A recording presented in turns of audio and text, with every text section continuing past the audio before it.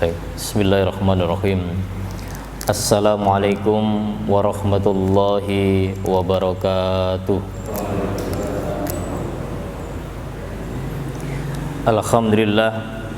Alhamdulillahilladzi anzala sakinata fi qulubil mu'minin liyazdadu imanahum ma'a imanihim. Asyhadu an la ilaha illallah wahdahu la syarika lah wa asyhadu anna Muhammadan abduhu wa rasuluh.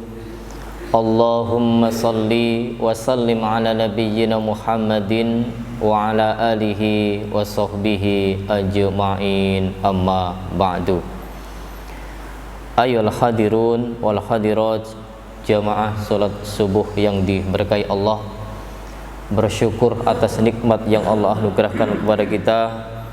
Saat ini tengah melaksanakan rutinitas kita untuk mengkaji hadis-hadis yang ada dalam kitab Lu'lu' wal Marjan.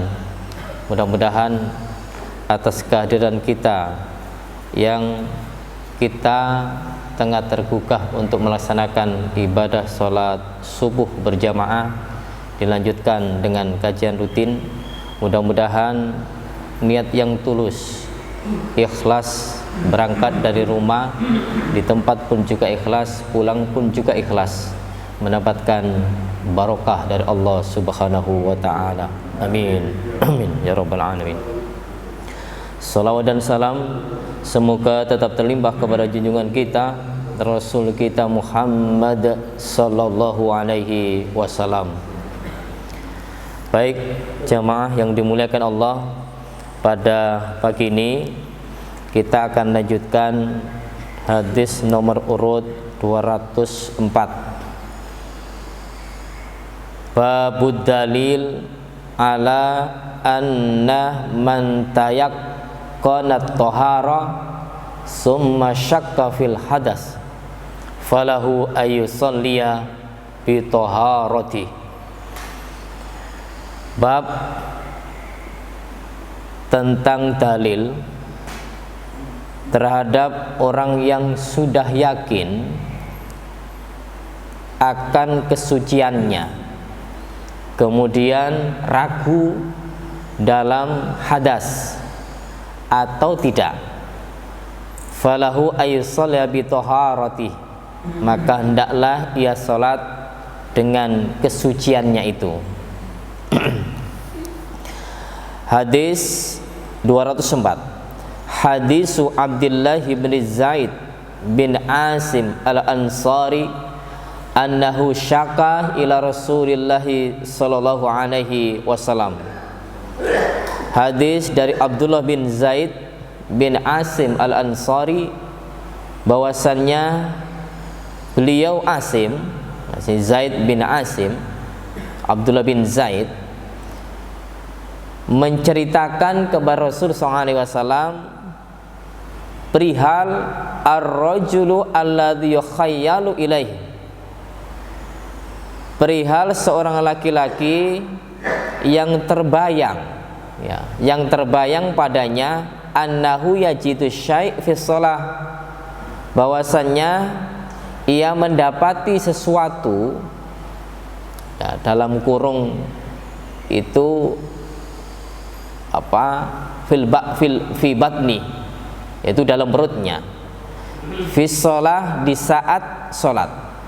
Faqala, maka Rasul bersabda, la yanfatil, jangan ia keluar, au la yansarif, atau jangan ia keluar juga, hatta yasma'a sautan, hingga ia mendengar suara, au yajida rihan, atau mendapati baunya. Hadis riwayat Imam Bukhari. Baik, pada hadis ini dibawa oleh seorang sahabat yang bernama Abdullah bin Zaid. Abdullah bin Zaid ini di sini disebutkan bin Asim al-Ansari, yaitu orang dari kalangan kaum Ansor, di mana kita sekilas melihat sejarah beliau. Beliau ini termasuk dari 70 para sahabat yang ketika saat itu Madinah bernama Yathrib, Rasul datang dari Mekah ke Madinah. Kemudian 70 sahabat dari kalangan Ansor, diantaranya Abdullah bin Zaid, beliau berbaiat kepada Rasul, sehingga kekuatan untuk memegang erat cinta terhadap Rasulullah dan juga Allah telah tertancap pada benaknya. Kemudian dalam riwayat lain bahwa penyebab azan dengan redaksi Allahu Akbar dan seterusnya itu adalah hasil dari mimpi beliau. Pada saat waktu itu masih panggilan untuk melaksanakan sholat ribet atas masukan dan juga usulan dari kalangan para sahabat. Ada yang mengusulkan akan adanya bakaran api, kemudian ada usulan lonceng. Nah, dari sekian-sekian usulan itu nampaknya Rasul belum bisa menerima. Ketika itu Umar bin Khattab mengusulkan hendaknya ada kalimat yang bisa digunakan untuk memanggil orang sholat. Nah, itu pun masih belum jelas, tetapi rapat selesai sehingga hasil belum bisa dibawa karena kalimat apa belum dituangkan. Sehingga Abdullah bin Zaid merenung, pada saat malamnya beliau bermimpi kedatangan seorang yang pakai baju hijau, di mana baju hijau itu membawa sebuah lonceng. Pinginnya Abdullah bin Zaid itu membelinya. Namun apa saran si orang yang berbaju hijau ketika mimpi itu? Ternyata beliau menyarankan, ketika engkau memanggil orang sholat, gunakan redaksi atau panggillah dengan kalimat Allahu Akbar, Allahu Akbar. Nah, kalimat-kalimat adzan yang sekarang telah kita pakai saat itu adalah hasil dari mimpinya Abdullah bin Zaid. Keesokan harinya Abdullah bin Zaid menyampaikan kepada Rasul SAW, Rasul, semalam aku bermimpi akan redaksi lafaz adzan digunakan untuk memanggil orang sholat. Maka Rasul meresponnya, itulah mimpi yang benar. Maka inilah redaksi ataupun lafaz-lafaz adzan yang kita gunakan untuk memanggil orang sholat. Diterima, memanggil orang yang suaranya merdu. Siapakah itu? Bilal bin Rabah. Dipanggilnya, diajarinya, kemudian Bilal bin Rabah dijadikan muadzin. Muadzin yang bernama Bilal bin Rabah itu. Ketika itu sudah sepakat dan di-ACC, Rasul menyampaikan seperti itu, Umar bin Khattab ditanya Rasul, wahai Umar, gerangan apa engkau tidak menyampaikan seperti ini?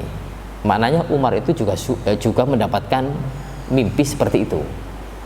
Namun apa kata Umar ketika ditanya oleh Rasul SAW? Sudah didahului oleh Zaid atau sudah dijauhi oleh Abdullah bin Zaid. Nah, maka selesai. Artinya bahwa munculnya adzan itu dari hasil mimpi Abdullah bin Zaid. Inilah seorang sahabat yang istimewa, diberikan mimpi oleh Allah yang itu menjadikan redaksi di ACC Rasulullah SAW, sehingga merupakan hadis yang diakui dan juga sumbernya pun juga dari Rasulullah SAW, karena saling interaksi, dan atas kesetujuan Rasul SAW muncul dari kalangan sahabat ketika Rasul mengasisi, maka itu pun juga muncullah atau disebutlah sebuah hadis dari Rasul SAW. Nah, ini sedikit kisah yang kita ingat tentang Abdullah bin Zaid Al-Ansari, orang kalangan Ansor. Lantas perihal tentang hadis ini, seseorang yang terbayang atau punya angen-angen ketika sholat ada sesuatu yang ada dalam perutnya, nah, ini batal atau tidak? Inilah setan yang menggoda manusia itu dalam kesempatan apapun. Namun ada dua tempat diantaranya ketika berurusan dengan pelaksanaan ibadah sholat. Pelaksanaan ibadah sholat diawali dengan kumandang azan. Hadis menjelaskan ketika azan berkumandang, setan lari sampai ke pentut, menjauh sehingga sudah tidak tersimak akan azan itu. Kalau sudah tidak mendengar, setan datang lagi. Ya. Maka orang duduk, ketika duduk kan berdoa. Ad-du'a bainal adzan wal iqamah la yurad. Doa antara azan dan iqamah tidak ditolak. Artinya kesempatan bagi kaum muslimin ketika sudah berkumandang azan, kemudian ada jeda menunggu iqamah. Disitulah kesempatan untuk berdoa, sembari di situ pun juga digoda oleh setan. Karena setan tadi ketika azan berkumandang sampai selesai lari dan menjauh. Adzan selesai datang, menggoda siapa? Menggoda orang-orang yang berdoa. Ini pandainya setan, sehingga Rasulullah SAW mengatakan bahwa inna syaitan yajri minal insan majrad dam. Sesungguhnya setan itu jalan masuk ke tubuh manusia lewat aliran darah. Nah, ini setan. Kemudian dari jeda kurang lebih 10 menit, qomat didirikan. Qomat berkumandang, setan lari lagi, menjauh. Qomat selesai, setan datang lagi. Menggoda siapa? Orang yang sholat. Ya. Orang yang sholat digoda. Ini luar biasa strategi setan ya, karena lafaz adzan, lafaz iqamah salah satu alat untuk digunakan mengusir jin ataupun setan. Ketika orang sholat beda lagi ya. Maka dari awal sampai akhir setan menyusup ya. Inna syaitan yajri alal insan majradam. Sesungguhnya setan berjalan ke manusia melalui aliran darah, masuk ke dalam tubuh manusia. Kita tidak tahu masuknya lewat mana dan terasa ataupun tidak. Yang penting paling mudah itu adalah lewat lubang-lubang manusia itu. Ketika bertakbir ya, ketika bertakbir, setan pun juga menelusup di situ. Allahu Akbar. Angan-angan sudah dirubah, angan-angan dikhayalkan. Ketika meletakkan tangannya, digoda terus sampai akhir sholat itu selesai, dan berlanjut terus godaan-godaan itu. Maka di antara godaan setan ketika orang menjalankan sholat, yaitu dibayangkan atau diangen-angenkan dari orang yang sholat itu mikir perutnya. Nah, perutnya ada sesuatu yang biasa itu kan berbunyi kan ya, kadang-kadang berbunyi ya, bunyinya itu ini yang meragukan itu. Ini kerucuk-kerucuk dalam perut itu batalkan sholat ataukah tidak, batal sholat atau tidak Sampai seperti itu. Ini seringkali kita jumpai dan kita bingung dalam urusan itu. Di dalam hadis ini konteksnya kami masukkan tadi adalah perut, sesuatu yang ada dalam perut. Dari mana hadis itu? Di dalam hadis yang lain, riwayat Muslim dikatakan, an Abi Hurairah radhiyallahu anhu qala Rasul sallallahu alaihi wasallam idza wajada ahadukum fi batni. Ini jelas. Apabila salah seorang di antara kalian mendapati dalam perutnya syai'an sesuatu, fa ashkal alaihi, maka ia ragu atas perut itu, akhraja minhu syai'un amla, apakah keluar sesuatu ataukah tidak. Tuh, keluar sesuatu ataukah tidak. Dalam perut itu ada ya gangguan sehingga berbunyi. Maka dalam pikiran manusia yang sedang sholat tadi, nah, mikir apakah keluar sesuatu ataukah tidak, keluar atau tidak. Maka konsentrasi untuk bacaan sholat kan terganggu. Ini yang menjadikan orang itu mendapatkan nilai merosot yang semestinya 100%. Ada Rasul bilang bahwa umatku ketika melaksanakan sholat ada yang dapat 10%, ada yang 9%, ada yang sekian persen. Baik sholat jamaah ataupun sholat sendirian. Ya, dari kita ketika sholat jamaah 5 waktu itu pun digoda oleh setan sehingga hanya sekian persen yang tersisa manusia itu untuk mendapatkan pahala dari Allah Subhanahu wa taala. Maka bagaimana untuk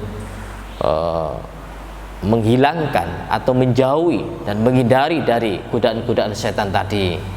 Tata jiwa kita untuk bisa khusyuk dan konsentrasi terhadap bacaan yang kita baca saat sholat. Nah, ini ganggunya apa? Ini keluar apa tidak? Ini keluar apa tidak? Maka Rasul bilang, fala yakhrujannah minal masjid, jangan sekali-kali keluar dari masjid hatta yasma'a sautan, sampai terdengar suara, au yajidarihan, atau mendapati bau. Hadis riwayat Muslim. Ya, sehingga Bapak Ibu di dalam sholat, ada sesuatu yang memang risiko, dan risiko ini jangan dianggap sesuatu yang menghalangi dan juga merusak akan konsentrasi orang sholat. Itulah diantara ujian. Di dalam sholat mungkin saudara kita kentut, sudah kita tidak usah berisik, tetap konsentrasi. Mungkin saudara kita samping kita, kanan kiri kita mengeluarkan bau yang tidak sepat atau itu disebut dengan kentut itu. Sehingga maknanya di sini, mungkin orang itu pingin sopan, mungkin orang itu pingin untuk tidak mengganggu temannya, sehingga mau kentut keluar dulu. Kadang-kadang orang yang bersikap seperti ini kan ya, pingin kentut, ternyata maunya agar tidak terganggu temannya, atau temannya yang berada di sampingnya itu orang yang terhormat. Malu saya kalau keluar kentut, sehingga mau kentut keluar dulu. Jangan,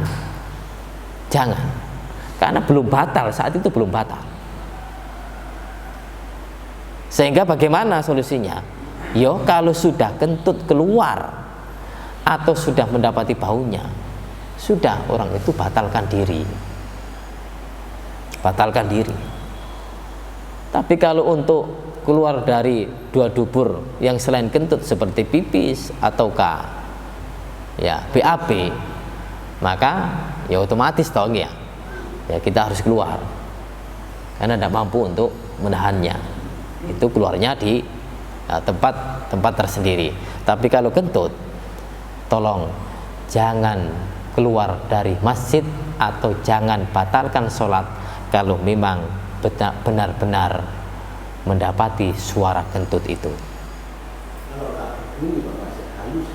Halus. Kadang-kadang kita ragu ya, ini sudah sisa atau dari dalam atau sisa itu. Halus sekali ya keluarnya. Tapi keluar kan ya, keluar. Oke, keluar halus. Tetap batal. Ya, batal. Kadang-kadang kan memang kentut orang itu kan nggak berbunyi. Halus sekali cis gitu. Ini batal. Batal. Kadang-kadang lupa artinya tadi kok atau didapati baunya, tapi nggak bau. Tapi keluar, tetap batal. Jangan dulu. Kalau memang belum, ya, kalau memang belum keluar, maka jangan keluar dari sholat. Maksudnya belum kentut, ya belum kentut, maka nggak boleh keluar. Kalau kentut halus tadi, maka wajib keluar dari shop, keluar dari masjid untuk berwudu lagi, melaksanakan sholat lagi. Nah, ini pada hadis ini. Kemudian di hadis sumber dari Ibnu Abbas, riwayat Al-Basar, lebih jelas juga. Wa Ibnu Abbasin anna Rasulullah sallallahu alaihi wasallam qala ya'ti ahadukum asyaitan. Dari Ibnu Abbas bahwasanya Rasulullah SAW beliau bersabda, akan datang setan ke salah seorang di antara kalian fi sholatihi, di dalam sholatnya, fayanfukhu fi maq'adatihi, maka setan itu menghembus ya di dalam punggungnya, punggung si musolli, orang yang sholat tadi, dihembus dari situ, tidak terasa kita. Kemudian fayukhayyalu ilaihi, maka orang itu terbayang, ya, angen-angen muncul, ini keluar ataukah tidak, ini batal ataukah tidak. Annau ahdasa, sesungguhnya berhadas dalam benaknya, wah ini batal. Walam yuhtis, padahal tidak. Maksudnya padahal tidak tadi apa? Urusan kentut. Kalau tidak keluar, ragu dalam perutnya itu terasa. Kalau memang jelas nggak keluar, maka jangan sekali-kali pindah dari tempat itu untuk keluar. Faidah wajada dzalika. Nah ini baru. Kalau sudah mendapati, ya sudah didengar, sudah tahu baunya, ini atau gitu loh. Ini bukan semuanya, nggak harus semuanya. Sudah didapati, artinya sudah tahu bahwa keluar walaupun hanya sedikit saja. Maka kalau sudah mendapatinya, falayan sorib hatta yasma sautan, dijelaskan di sini, jangan ia keluar sampai mendengar suaranya. Didapati dan sudah jelas ada suara walaupun tipis, au yajidarikan, atau mendapati baunya, maka ini batal sholatnya.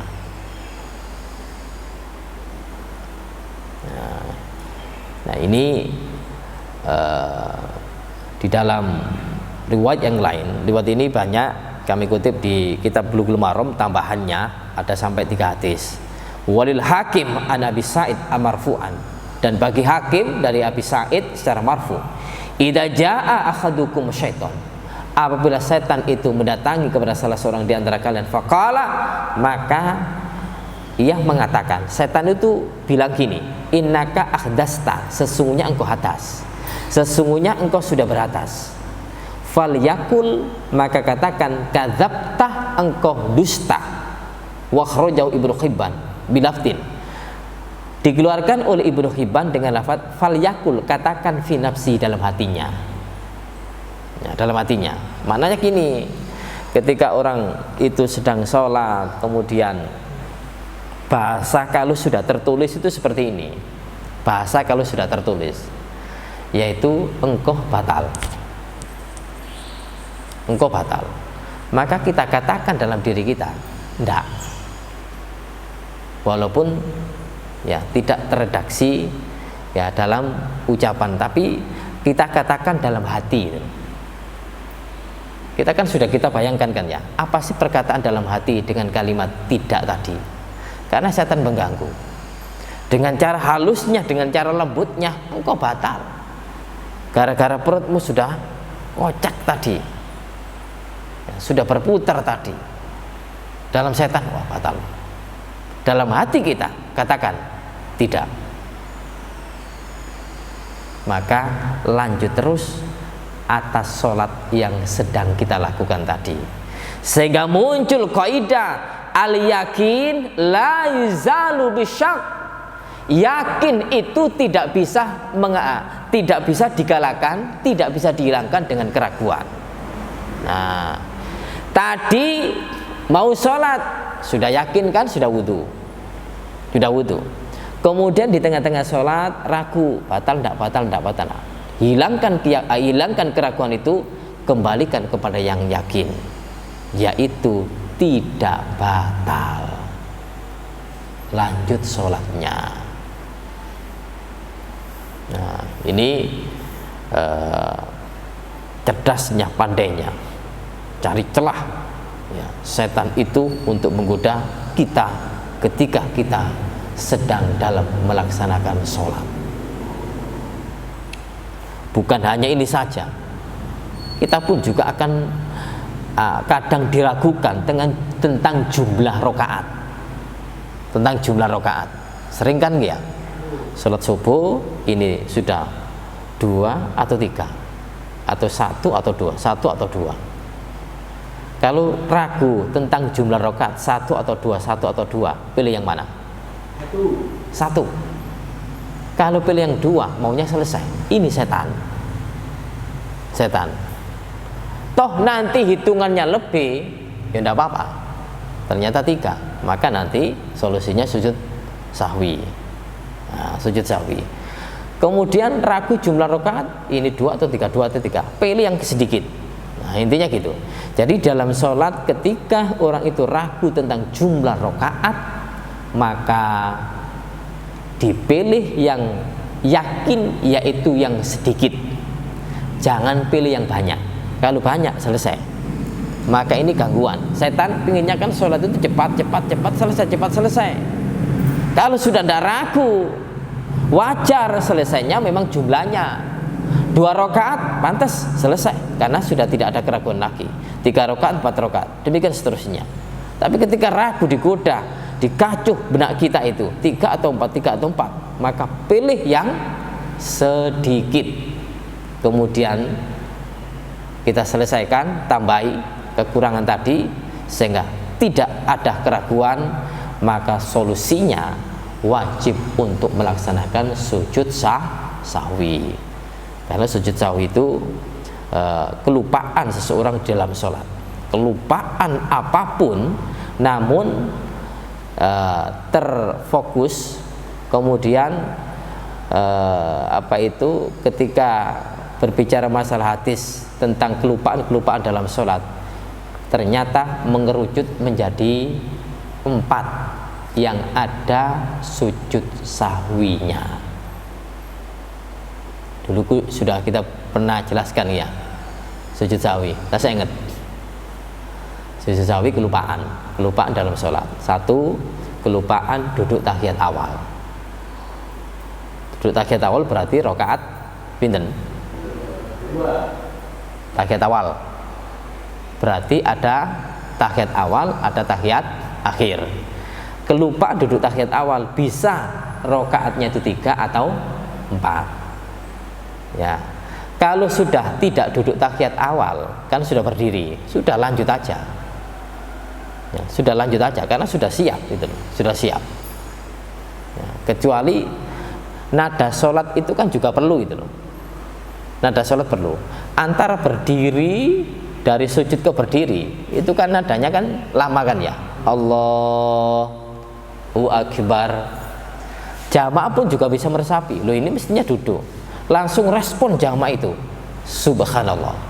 Maka si imam harus respon juga, wah, langsung kembali duduk. Sudah tidak ada sujud sahwi karena sudah diingatkan.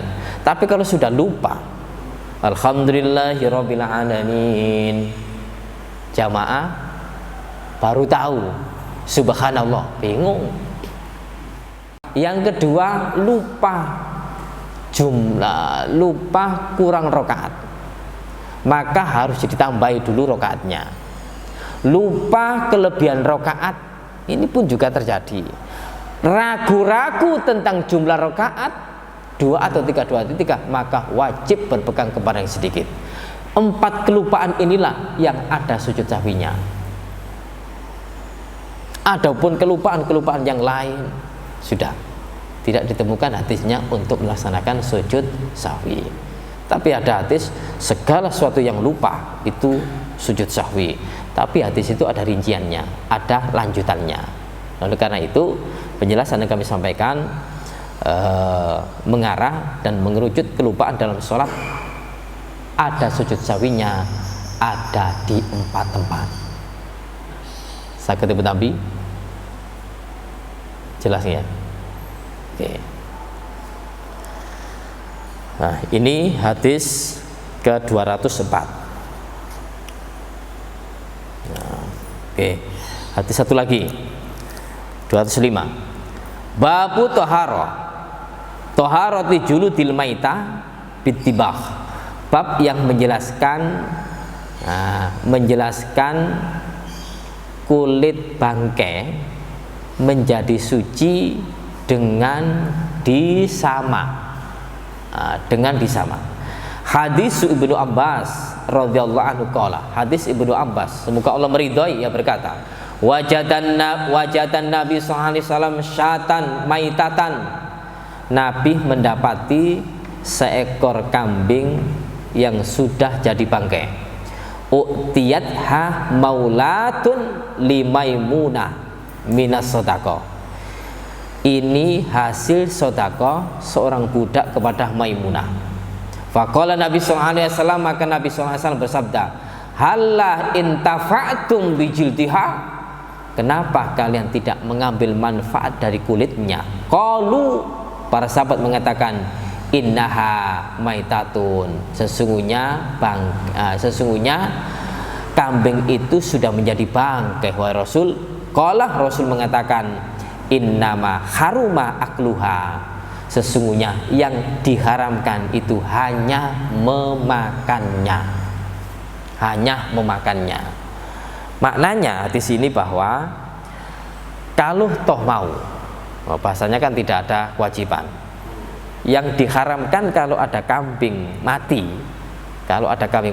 yang diharamkan yo dimakan. Karena innama harrama alaikumul maitata. Sesungguhnya Allah mengharamkan kepada kalian maitata, bangkai. Kalau bangkai tidak boleh dimakan. Yang dijelaskan Rasul tadi, ada bangkai, kemudian Rasul menyampaikan kepada para sahabat, kenapa engkau tidak mengambil manfaatnya? Jawaban sahabat, Rasul sudah jadi bangkai. Rasul bilang, yang diharamkan itu makannya. Maknanya, kalau berkenan untuk mengambil manfaatnya, ada kambing meninggal, ada kambing mati, ada sapi mati, kalau berkenan dikuliti, diambil kulitnya, kemudian sudah mungkin dikubur, ya, bangkai kambing atau sapi tadi diambil kulitnya. Yang namanya disama, setelah dikuliti kemudian daging-dagingnya tadi dibersihkan, direndam, dibersihkan hingga bersih, kelihatan kulitnya saja. Maka kulit yang demikian ini sudah disamak dari bangkai, itu bisa dimanfaatkan, tetapi tidak boleh apa sih dilarang? Dimakan. Ditatekno cecek, ya, tidak boleh. Karena cecek itu juga dari kulit. Nah, jangan. Ini tidak boleh. Lah permasalahan bangkai di sini dijelaskan Rasulullah SAW itu adalah kambing. Apakah selain kambing tidak boleh? Boleh, sebatas binatang yang memang halal untuk dimakan. Berarti nopo mawon binatangnya? Kambing, sapi, kerbau, kuda, apa malih? Kijang. Ini yang halal dimakan. Nah, itu boleh diambil, cuma tidak boleh dimakan. Kalau haram seperti babi, tidak boleh. Nah, tidak boleh. untuk dikuliti kemudian dimanfaatkan. Nah, Bapak Ibu, di hadis ini menjelaskan tentang 205 bangkai yang halal dimakan, bisa diambil kulitnya untuk dimanfaatkan. Kemudian pada hadis yang ke-204 bahwa ketika seorang itu mendapati sesuatu dalam perutnya, meragukan batal ataukah tidak, kalau memang tidak keluar dari duburnya sesuatu atau kentut, maka jangan membatalkan sholatnya atau jangan keluar dari masjid kalau memang sholatnya di masjid. Insya Allah demikian. Saya ketemu Tambi. Oke. Untuk supaya sholat khusyuk, kadang-kadang juga diingatkan sholat itu kita bekerja benar-benar itu ya. Tapi kadang diingatkan yang masa lalu, kadang diingatkan yang lalu itu memang itu berbeda ya. Untuk supaya kita apakah kita itu harus fokus mengingat Allah itu. Ya. Sejatinya kita dalam sholat itu mengingat dari bacaan tadi, merenungi, meresapi. Kita Al-Fatihah, Alhamdulillahirabbil alamin, kita resapi bahwa kandungan Al-Fatihah itu pujian hanya Allah. Cuma nggak usah disebut, tapi dalam hati. Makanya seperti hadis tadi, ketika setan bilang engkau telah berhadas, katakan dusta. Tapi bagaimana mengatakannya? Fal yakul fi nafsihi, katakan dalam hati. Sehingga khusyuk dari konsentrasi apa yang kita baca dalam sholat itu. Kemudian masih saja datang masa lalu, masih saja datang habis sholat ini, rencananya ini munculkan ya, wis di mana-mana itu. Kembalikan lagi, hilangkan, kembalikan lagi, hilangkan, kembalikan lagi. Ya, balik lagi, balik lagi. Nah, di antara untuk kekhusyuan sholat, Rasul bilang, sholatlah seperti orang yang sehabis sholat itu meninggal dunia. Kinten-kinten umpami tiang niku semerap, nek kampane mantun sholat niki bakal sedo. Sholat ya nopo ya? Peti, konsentrasi. Bayangkan seperti itu. Walau tentang usia itu kita tidak tahu, tapi kesiagaan untuk meninggal dunia itu kalau orang itu siap, maka takut. Ketika takut, apapun perbuatan ibadah betul-betul konsentrasi. Makanya Rasul bilang itu luar biasa. Sholatlah seperti orang yang sesudah sholat meninggal dunia. Takut dan lebih konsentrasi. Sehingga pikiran-pikiran yang lalu, wah, sudah takut. Oh, terbaik. Matan? Cukup, nggih? Nggih. Alhamdulillah, mudah-mudahan apa yang kita kupas pada kajian pagi ini bermanfaat untuk kita semuanya. Akhirul kalam, kita tutup dengan doa kafaratul majlis. Subhanakallahumma wa bihamdika asyhadu an la ilaha illa anta astaghfiruka wa atubu ilaik. Wassalamualaikum warahmatullahi wabarakatuh.